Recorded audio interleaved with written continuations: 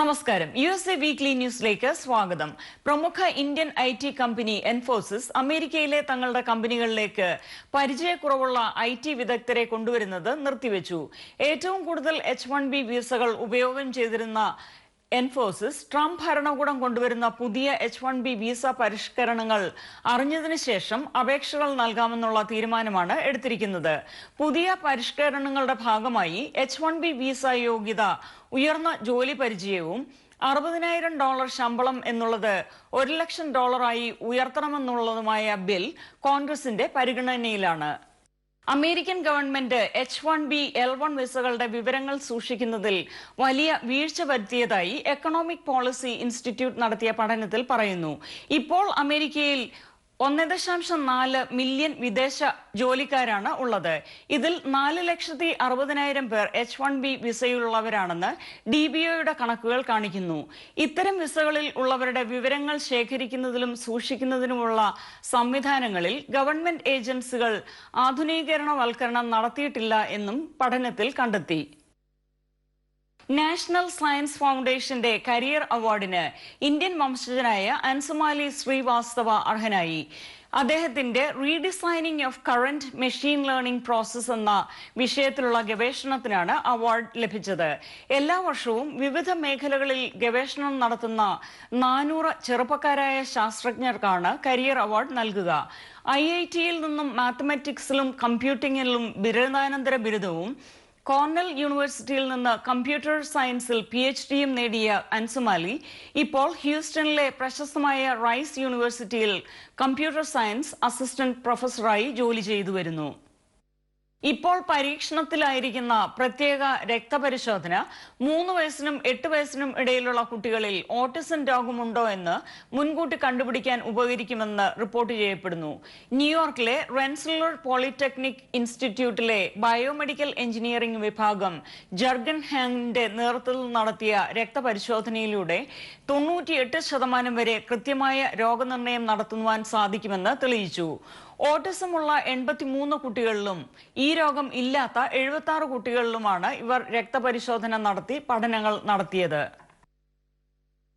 2015-ൽ തന്റെ മാതാവിനെ കൊലപ്പെടുത്തിയതിന് കൗമാരക്കാരനായ Indian വംശജനെ police arrest ചെയ്തു. അർണവ് ഉപ്ലപതി ആണ് സ്വന്തം അമ്മ നളിനിയെ കൊലപ്പെടുത്തിയതിന് അറസ്റ്റിലായത്. മാതാവ് മരണപ്പെട്ടു എന്ന വിവരം അർണവ് തന്നെയാണ് പോലീസിനെ അറിയിച്ചത്. നളിനിയുടെ ഭർത്താവ് ബാബു കൊല നടന്ന ദിവസം ബിസിനസ് സംബന്ധിച്ച് മറ്റ് സംസ്ഥാനത്തായിരുന്നു. നീണ്ട 1 വർഷത്തെ അന്വേഷണത്തിന് ശേഷമാണ് അർണവിനെ അറസ്റ്റ് ചെയ്തത്. നോർത്ത് കാരോലൈനയിലുള്ള ഇന്ത്യൻ സമൂഹത്തിന്, പ്രത്യേകിച്ച് തെലുങ്ക് സമൂഹത്തിന് അറസ്റ്റ് വിവരം വലിയ ഞെട്ടലാണ് സൃഷ്ടിച്ചത്. കൊലപാതകത്തിന്റെ വിശദാംശങ്ങൾ പോലീസ് ഇതുവരെ പുറത്തുവിട്ടിട്ടില്ല. പുതുതായി വിപണിയിലിറങ്ങിയ റീപാത്ത്, ഇൻക്ലിസറിൻ എന്നീ മരുന്നുകൾ രക്തത്തിലെ കൊളസ്ട്രോളിന്റെ അളവ് കുറയ്ക്കുവാൻ ഇപ്പോൾ ഉപയോഗത്തിലിരിക്കുന്ന സ്റ്റാറ്റിൻ മരുന്നുകളെക്കാൾ ഫലപ്രദമാണെന്ന് ഗവേഷകർ കണ്ടെത്തി. എന്നാൽ ഈ മരുന്നുകൾ വാങ്ങുവാൻ 1 വർഷത്തേക്ക് $14,000 ചിലവ് വരുമെന്ന് കണക്കാക്കപ്പെടുന്നു. ഇതുമൂലം സാധാരണ രോഗികളിൽ ഉപയോഗിക്കാതെ ഹൃദയാഘാതം ഉണ്ടാകുവാൻ കൂടുതൽ സാധ്യതയുള്ള പ്രത്യേക വിഭാഗം രോഗികളിലെ കൊളസ്ട്രോളിന്റെ അളവ് കുറയ്ക്കുന്നതിന് ഈ മരുന്നുകൾ പ്രയോജനപ്പെടുത്താമെന്ന് ഡോക്ടർമാർ അഭിപ്രായപ്പെടുന്നു. India press club of north അമേരിക്കയുടെ 7ാമത് ദേശീയ സമ്മേളനം ഓഗസ്റ്റ് 24, 25, 26 തീയതികളിൽ ഷിക്കാഗോ ഹോളിഡേ ഇൻ ഹോട്ടലിൽ വെച്ച് നടക്കുന്നതാണ്. അമേരിക്കയിലെ 7 ചാപ്റ്ററുകളിലുള്ള മാധ്യമ പ്രവർത്തകരെ കൂടാതെ വിവിധ സാമൂഹ്യ സാംസ്കാരിക പ്രവർത്തകരും പങ്കെടുക്കുന്ന ഈ സമ്മേളനത്തിൽ കേരളത്തിൽ നിന്നും വിവിധ മാധ്യമ, രാഷ്ട്രീയ, സാമൂഹ്യ നേതാക്കളും പങ്കെടുക്കുമെന്ന് നാഷണൽ പ്രസിഡന്റ് ശിവൻ മൊഹമ്മ, general secretary George Kakkanad, treasurer Jose Kadappuram എന്നിവർ അറിയിക്കുകയുണ്ടായി. സമ്മേളനത്തിലേക്ക് എല്ലാ മലയാളികളെയും സ്വാഗതം ചെയ്യുന്നതായി ഭാരവാഹികൾ അറിയിച്ചു. ഫോമ വുമൻസ് ഫോറത്തിന്റെ ആഭിമുഖ്യത്തിൽ ലോക വനിതാ ദിനം ആഘോഷിക്കുകയുണ്ടായി. ന്യൂയോർക്കിലെ സിത്താര റെസ്റ്റോറന്റിൽ വെച്ച് നടന്ന ചടങ്ങിന് FOMAA women's chairpersons doctor Sara Easow, secretary Rekha Nair തുടങ്ങിയവർ നേതൃത്വം നൽകി. Doctor Nisha Pillai, Beena Menon, doctor Leena Johns, Sajini Zachariah, Lona Abraham, Roshma Arun തുടങ്ങിയവർ പ്രഭാഷണം നടത്തി.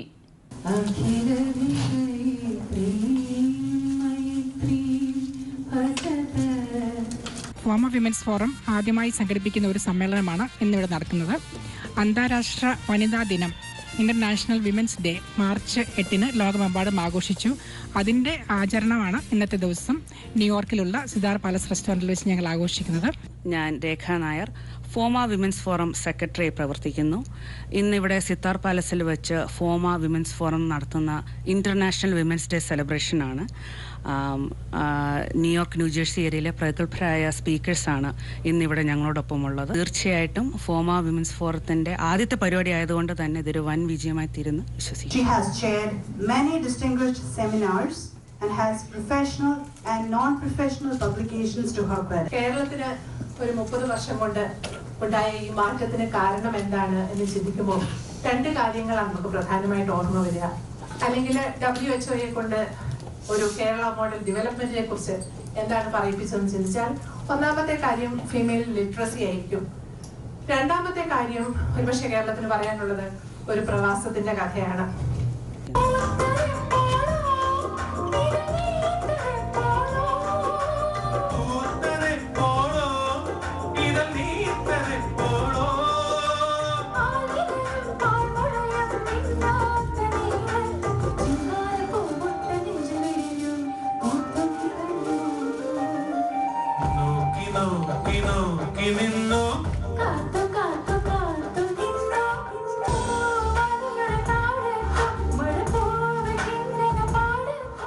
We are told that we are primary curry makers than we are salary makers, and that we will always have things that our brothers can do and we cannot do.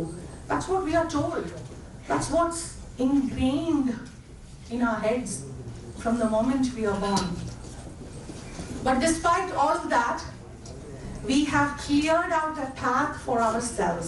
We are both path breakers and new path makers. Our generation, our generation has managed to prove that alongside men, we can make money and still make an excellent chicken curry. For Ms. Veena Mehta. Women usually we are towards elegance, grace. So why bold? But I'm not trying to say something here. But with grace, with elegance, women can be powerful. I would like to request Sajini to come and talk. Just sum it all up. Believe in yourself and work on your dream and continue your journey to be successful. Finally, I would like to quote Mother Teresa, which she writes to every beautiful woman. If your eyes are positive, you will love the world. But if your tongue is positive, the world will love you. A woman's love is in action. She looks with her heart and feels with her eyes. Kerala cultural society of metropolitan Washington charity dinner നടത്തുകയുണ്ടായി. ആലപ്പുഴയിൽ നടന്നുകൊണ്ടിരിക്കുന്ന ഭവന നിർമ്മാണ പദ്ധതിക്കും ചികിത്സാ സഹായങ്ങൾക്കുമായുമാണ് സമാഹരിക്കുന്ന പണം വിനിയോഗിക്കുന്നത്. Society നടപ്പിലാക്കി വരുന്ന കാരുണ്യ പ്രവർത്തനങ്ങളെ സൊസൈറ്റി ചെയർപേഴ്സൺ രേഖ നായർ സദസ്സിന് വിശദീകരിച്ചു. ഫിലാഡൽഫിയ പമ്പ അസോസിയേഷന്റെ നേതൃത്വത്തിൽ ഇമിഗ്രേഷൻ സെമിനാർ സംഘടിപ്പിച്ചു. അസോസിയേഷൻ കമ്മ്യൂണിറ്റി സെന്ററിൽ വെച്ച് നടന്ന സെമിനാറിന് അറ്റോർണി ബാബു വർഗീസ് നേതൃത്വം നൽകി.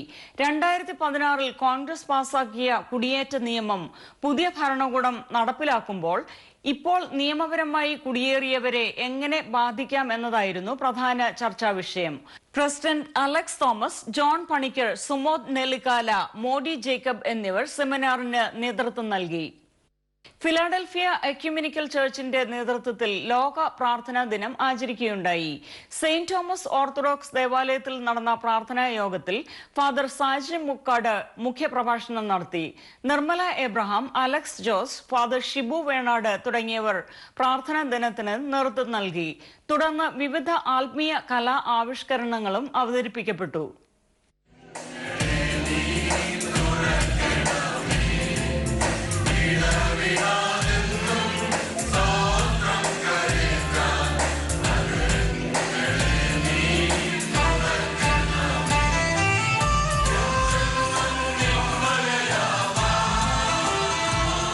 ഫിലിപ്പൈൻ കൾച്ചറിനെ പറ്റി നമ്മൾ അറിയാൻ കുറച്ചുകൂടി ശ്രമിക്കുകയാണ്. ആ ഫിലിപ്പൈൻസിലുള്ള മക്കൾക്ക് വേണ്ടി നമ്മൾ ഇന്ന് പ്രാർത്ഥിച്ചുകൊണ്ടിരിക്കുകയാണ്. The strong discrimination against women. Despite equal right law in the Constitution, many women are discriminated in home, school, workplace, church, society. Women's work is measured by obedience. Filipinos also struggle with environmental issues such as typhoons, floods, landslides, volcanic eruptions, earthquakes, and tsunamis due to its location in the typhoon belt. Deeply honored to have been invited to share some reflections upon the main themes and biblical passages for the 2017 World Day of Prayer. This is an event that is held worldwide, which fosters fellowship among women and unites Christians of all denominations toward a closer ecumenical dialogue and union. നമ്മുടെ ഈ ഫിലഡൽഫിയയിലുള്ള between 3,000 to 4,000 families ഉൾപ്പെടുന്ന 21 ഇടവകളുടെ ഒരുമിച്ചുള്ള പ്രവർത്തനമാണ് ഇന്ന് ഇവിടെ കണ്ടത്. Other communities നമ്മളെക്കുറിച്ച് കാണുന്നത് വളരെ വളരെ ശക്തമായ ഒരു കമ്മ്യൂണിറ്റി ആയിട്ടാണ്. It is with great honor and humility I stand before you. And it is my privilege to thank each and every one of you who took time to be here today and make this event a great success. What is the significance of the subject, Am I Being Unfair to You? Thank you. I think that today, in today's context, Am I Being Unfair to You, the theme is very relevant because every government across the world has to focus on the poor, and the poor are so often unfairly dealt with. We've heard many skits and songs and themes today and many scriptural reflections focusing on the poor and how unfortunately they're being unfairly dealt with. So I believe that today this context can be applied to the poor, applied to us, and applied to even in our spiritual context. Thank you. Philadelphia ecumenical ഫെലോഷിപ്പിന്റെ നേതൃത്വത്തിൽ ഈ വർഷം നടന്ന world day prayer ജനപങ്കാളിത്തം കൊണ്ട് ഏറ്റവും ശ്രദ്ധേയമായി. ഇതിൻ്റെ ചെയർപേഴ്സണായി പ്രവർത്തിച്ച ഡോക്ടർ ബിനു ഷാജിമോൻ എങ്ങനെയാണ് ഈ പ്രവർത്തനങ്ങളെ ഏകോപിപ്പിക്കാനും ഇത്രയും വലിയ വിജയപ്രദമാക്കി മാറ്റുവാനുമായിട്ട് സാധിച്ചു? I believe our great success is the participation of youths and adults. We have a lot of participation from every member churches in Philadelphia. We have 21 churches.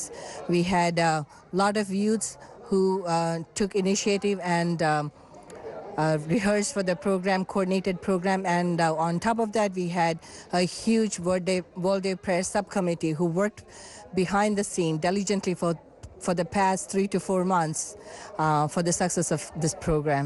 ഇതൊരു ലൈഫിൽ ഒരു പ്രാവശ്യം കിട്ടുന്ന ഒരു ഓപ്പർച്യൂണിറ്റി ആയിട്ട് എനിക്ക് ഫീൽ ചെയ്യുന്നു. I'm so thankful to everybody and so thankful to God. It was a great success. And I would like to add that it was by Lord's mercy and a team effort from every members of the EFICP Church that led to the success of this program. World day പ്രയറിൻ്റെ former board മെമ്പറായ Mrs Nirmala Abraham നമ്മളോടൊപ്പമുണ്ട്. എന്താണ് world day prayer?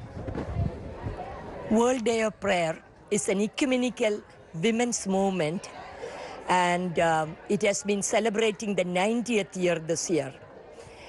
And it brings together women from many different countries so they can identify the problems facing women and children in each of these countries and bring it to the attention so that we can be taking actions and collecting funds to help them with the program.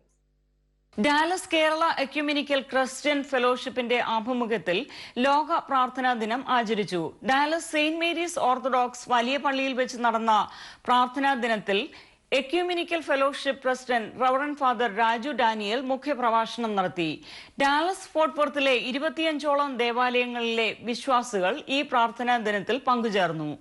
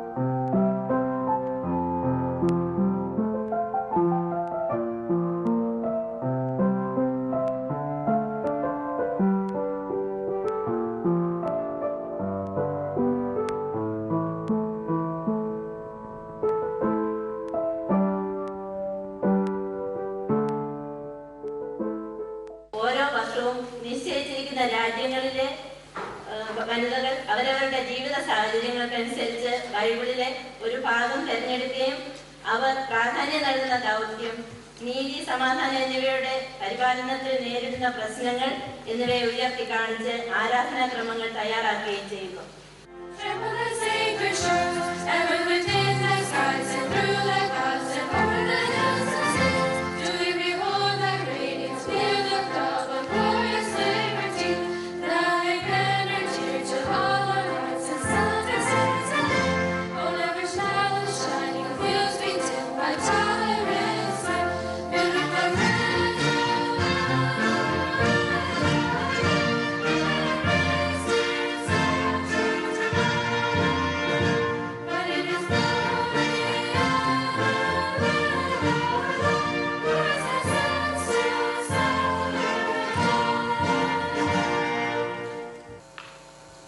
Women's World Day Prayer is a worldwide ecumenical movement of Christian women of many traditions who come together to observe a common day of prayer and action.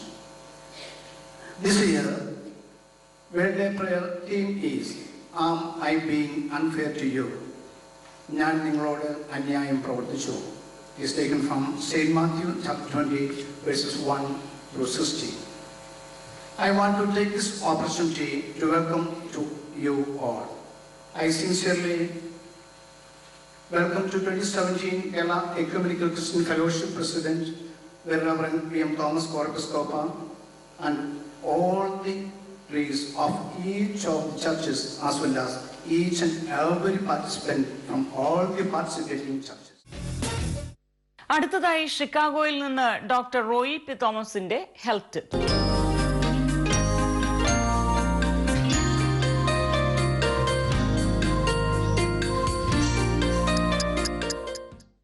വല്ലപ്പോഴും നാട്ടിൽ പോകുമ്പോൾ ശിശുക്കളെ കമഴ്ത്തിക്കിടത്തുന്നത് കണ്ട് അത് പാടില്ല എന്ന് നമ്മുടെ അമ്മച്ചിമാരോ അമ്മൂമ്മമാരോ പറയുമ്പോൾ അവരോടത് ശരിയല്ലെന്ന് ഉപദേശം കൊടുക്കുവാനും നമ്മൾ പലരും മടിച്ചു കാണത്തില്ല.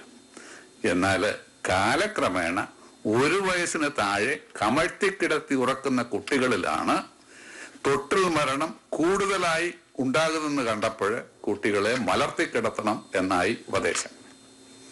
ബാക്ക് ടു സ്ലീപ്പ് എന്നൊരു പ്രസ്ഥാനം തന്നെ ഉടലെടുത്തു. 1992 അമേരിക്കൻ പീഡിയാട്രിക് അസോസിയേഷൻ ഇനിമേലിൽ 1 വയസ്സിൽ താഴെയുള്ള കുട്ടികളെ ഉറങ്ങുമ്പോൾ മലർത്തി മാത്രമേ കിടത്താവൂ എന്ന ഒരു ഔദ്യോഗിക വിജ്ഞാപനവും പുറപ്പെടുവിച്ചു. ഇതുമൂലം ക്രിബ്ഡത്ത് 40% കുറയുകയുണ്ടായി. എങ്കിലും ക്രിബ്ഡത്തിന്റെ കാരണങ്ങൾ അജ്ഞാതമായി തുടർന്നു. വൈദ്യശാസ്ത്രത്തിൽ ഉത്തരമില്ലാത്ത പ്രശ്നങ്ങൾ ഉണ്ടാകുമ്പോൾ ആശ്രയിക്കുന്ന ഒരു കൂട്ടരുണ്ട്. ശരീരത്തിൽ നിന്ന് മുറിച്ചു മാറ്റി വെച്ച ശേഷമോ മരണശേഷമോ ശരീരഭാഗങ്ങൾ പരിശോധിക്കുന്ന ഓട്ടോപ്സി ചെയ്യുന്ന പത്തോളജിസ്റ്റുകളാണിവർ. വളരെ ആദരണീയനായ എൻ്റെ ഒരു പ്രൊഫസറും കേരളത്തിലെ അതിപ്രഗത്ഭനായ ഒരു പത്തോളജിസ്റ്റും സരസനുമായ ഡോക്ടർ ബലരാമൻ നായർ സാർ ഒരിക്കൽ ക്ലാസ്സിൽ പറഞ്ഞത് ഓർക്കുന്നു. അദ്ദേഹം പറഞ്ഞു, When I passed my MBBS examination, my father wanted me to be a surgeon. But for me and for the good luck of the profession, I decided that I will attend the patient after their death than before it. ഫലിത രൂപേണ അദ്ദേഹം പറഞ്ഞത് തന്നെയും തൻ്റെ തൊഴിലിൻ്റെയും ഭാഗ്യം കാരണം രോഗികളെ അവരുടെ മരണത്തിന് ശേഷം താൻ സന്ദർശിക്കുന്നതായിരിക്കും നല്ലതെന്നും അതുകൊണ്ടൊരു പത്തോളജിസ്റ്റ് ആകുവാൻ തീരുമാനിച്ചുവെന്നുമാണ്. പ്രായം കൂടുന്നതിനനുസരിച്ച് ഇന്നും കൂടുതൽ ഉജ്ജ്വല ശ്രദ്ധയോടെ പത്തോളജി പ്രാക്ടീസ് തുടരുന്നു എന്നറിയുന്ന ഡോക്ടർ ബലരാമൻ നായർ സാറ് ഏത് സർജനൊപ്പമോ അതിൽ കൂടുതലോ തൻ്റെ തലമുറയിലെ കേരളത്തിലെ രോഗചികിത്സാ രംഗത്ത് സംഭാവന നൽകിയിട്ടുണ്ട് എന്ന കാര്യത്തിൽ ഒരു തർക്കവുമില്ല. ബലരാമൻ സാറിൻ്റെ വൈദ്യശാസ്ത്ര ശാഖയിൽ തന്നെ പ്രാക്ടീസ് ചെയ്യുന്ന ബോസ്റ്റൺ ചിൽഡ്രൻസ് ഹോസ്പിറ്റലിലെ പത്തോളജിസ്റ്റാണ് ക്രിബ്ഡത്തിനെ പറ്റി യഥാർത്ഥ കാരണം ഇന്ന് കണ്ടുപിടിച്ചിരിക്കുന്നത്. ക്രിബ്ഡത്ത് മൂലവും അല്ലാതെയും മരിച്ച അനേകം ശിശുക്കളുടെ ഓട്ടോപ്സി പരിശോധനകൾ നടത്തിയ ശേഷം ഈ pathologist journal of American medical അസോസിയേഷന്റെ കഴിഞ്ഞ ലക്കത്തിൽ എഴുതിയിരിക്കുന്നത് തലച്ചോറിന്റെ മിഡ് ബ്രെയിനിലുള്ള ഒരു പ്രത്യേക രോഗം കാരണമാണ് ഈ ക്രിബ് ഡെത്ത് ഉണ്ടാകുന്നു എന്നതാണ്.